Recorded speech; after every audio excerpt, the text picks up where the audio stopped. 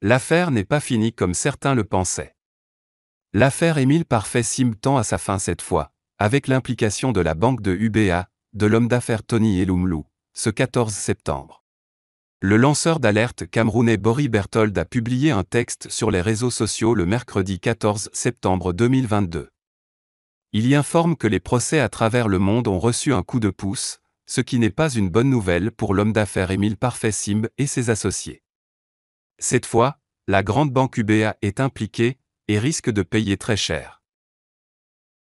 Écoutez le podcast audio jusqu'à la fin, et n'hésitez pas de vous abonner pour ne rien rater de nos prochains contenus.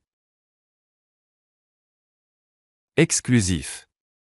Escroquerie liée Plimal Simb, procédure judiciaire dans le monde contre la banque UBA et 115 coachs recruteurs. C'est comme cela que Boris Berthold a titré sa publication sur Facebook.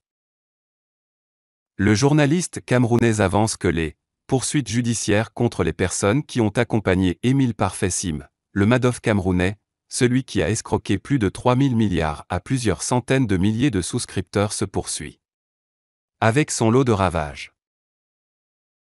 En effet, après le cerveau de l'opération, Émile Parfait Sim qui a fui le Cameroun comme un rat, après avoir été interpellé à l'aéroport de Douala grâce à Maître Dominique Fous et le puissant lobbyiste Rodrigue Sofo, c'est au tour de ses partenaires dans le démarchage des clients de devoir répondre de leur complicité. Boris Berthold explique que, comme aux États-Unis, une plainte a récemment été déposée contre ces derniers en France et au Cameroun. Ce sont donc 115 coachs, 18 basés au Canada, 49 au Cameroun, 21 aux États-Unis d'Amérique, 0,9 en France, 0,8 au Burkina Faso, 0,5 en île Maurice, au Togo, en Guinée-Bissau, en Allemagne, au Bangladesh, 0,6 en RCA, en Suisse et à Madagascar qui devront expliquer où sont passées les épargnes des souscripteurs, mais surtout rembourser avant d'aller en prison. Le journaliste informe le public que Madoff a recruté ses entraîneurs principalement auprès de sa famille, comme sa femme et ses frères, mais aussi auprès de la société qu'il a fondée et de ses escadrilles dans 13 pays. Par ailleurs, la banque nigériane United Bank for Africa Cameroun, UBA Cameroun, est désormais poursuivie en France et au Cameroun pour sa participation active dans la mise en place de cette escroquerie planétaire. D'abord parce qu'elle a mis à la disposition d'Émile Parfait Sim des cartes prépayées qui ont permis d'effectuer quelques paiements, mais aussi de dégrader la position extérieure de la devise CFA par des retraits massifs de fonds à l'étranger via des cartes prépayées que les services secrets soupçonnent pour être un outil de blanchiment des capitaux et de financement du terrorisme.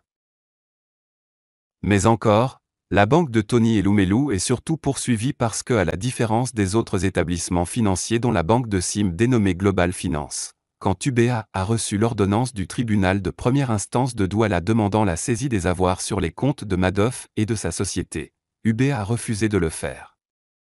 Et puis n'a pas jugé utile de communiquer à l'huissier mandaté par les souscripteurs la position des comptes de ces escrocs dans sa banque. Voilà ce qui peut laisser penser que la banque UBA est impliquée dans cette escroquerie. C'est quand même de 3000 milliards qu'il s'agit, donc même les plus gros poissons peuvent être de mèche. À cette allure, la fin est proche et la suite ne va pas tarder à tomber. Restez abonné à GRI Otis TV pour ne pas rater. Pour info.